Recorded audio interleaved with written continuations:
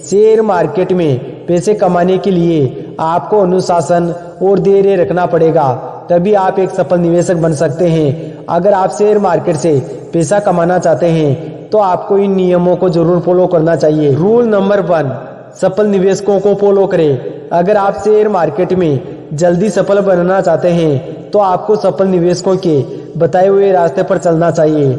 आपको जानना चाहिए कि वे लोग शेयर मार्केट में इतने सफल कैसे बने। ऐसा करने से आप मार्केट में जल्दी सफल बनेंगे। रूल नंबर 2, लॉन्ग टर्म के लिए निवेश करें। अगर आप शेयर मार्केट में लंबे समय तक पैसा कमाना चाहते हैं तो आपको लॉन्ग टर्म के लिए पैसा निवेश करना चाहिए, क्योंकि लॉन्ग टर्म में आपको कंपाउंडिंग का फायदा भी देखने को मिलता है।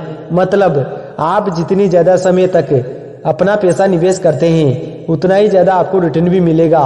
लॉन्ग टर्म से आपको मार्केट में होने वाले उतार चढ़ाव से आपकी इन्वेस्टमेंट पर ज्यादा असर नहीं पड़ता है, इसलिए आपको लॉन्ग टर्म में नुकसान कम और प्रॉफिट ज्यादा देखने को मिलता है। रूल नंबर 3, रिसर्च करें। बाजार में महान निवेशकों से सीखें, उनकी दैनिक आदतें, निवेश की प्रक्रिया और बाजार के बारे में अध्ययन करें। आपको सबसे पहले शेयर बाजार की बेसिक सीखने के बाद ही निवेश करना चाहिए। मार्केट को अच्छी तरह से सीखें और एनालिसिस करें, उसके बाद ही बाजार में शुरुआत करें।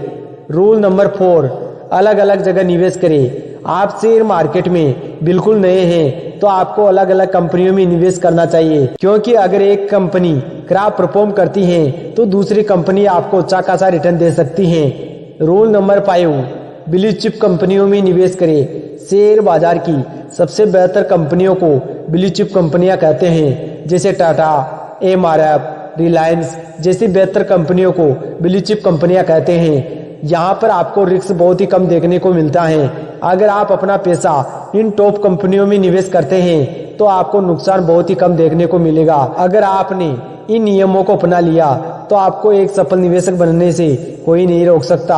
आप शेयर मार्केट में तभी सफल बन सकते हैं जब आप शेयर मार्केट के बारे में बहुत कुछ जान सके। नंबर 1, स्टॉक मार्केट यानी शेयर बाजार क्या होता है।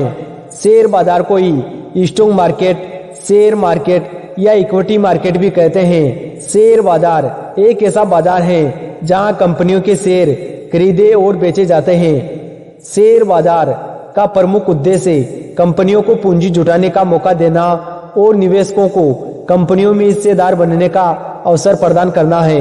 नंबर 2, शेयर किसे कहते हैं। किसी एक कंपनी की कुल संपत्ति 10 लाख रुपए है।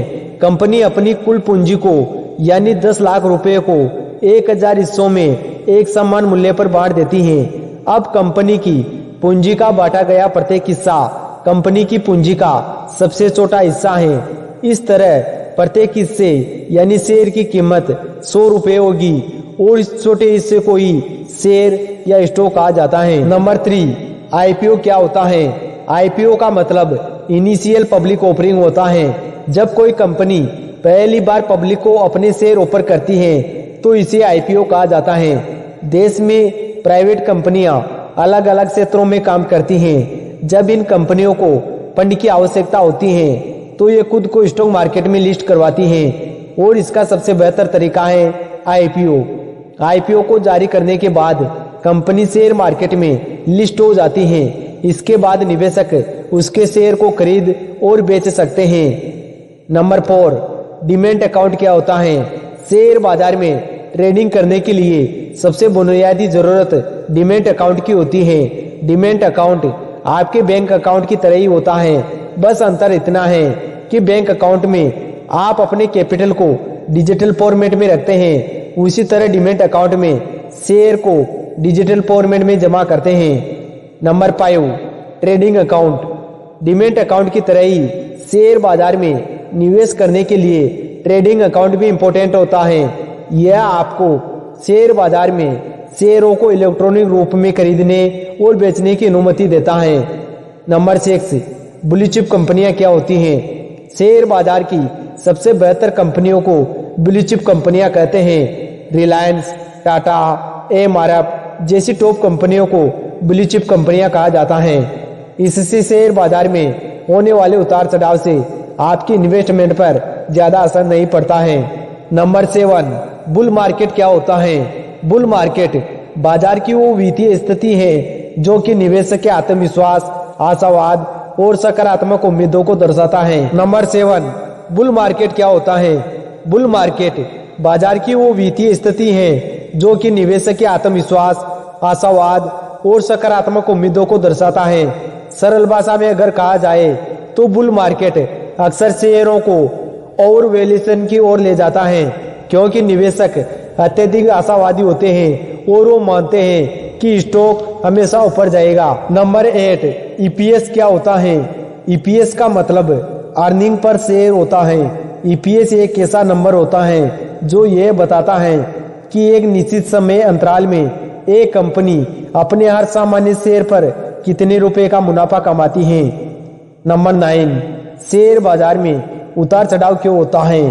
किसी कंपनी में शेयर मूल्यों में उतार चढ़ाव के लिए एक कारण जिम्मेदार नहीं है, बल्कि कई कारण जिम्मेदार होते हैं। जैसे अगर रिलायंस के शेयरों के दाम बढ़ते हैं तो इसके निम्न कारण हो सकते हैं, जैसे रिलायंस द्वारा किसी ऐसी नीति की घोषणा करना जिसके कारण लोगों के द्वारा इसके शेयरों की अधिक खरीदारी करना, भारत सरकार या राज्य सरकार द्वारा रिलायंस के पक्ष में कोई अच्छा निर्णय लेना।